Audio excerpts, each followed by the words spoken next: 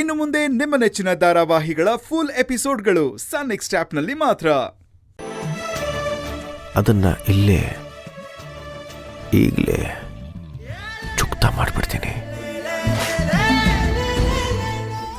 ನಿನ್ನ ಹೃದಯದ ಖಜಾನೆ ತುಂಬೋಷ್ಟು ಕೊಟ್ಬಿಡ್ತೀನಿ.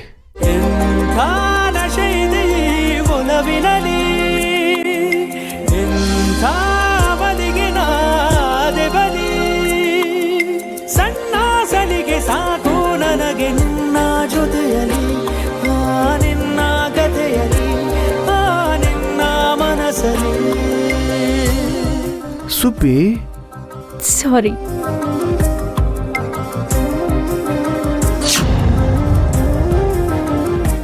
ಕರ್ಣ, ಸಡನ್ ಆಗಿ ಹಿಂದೆ ತಿರುಗಬೇಡ.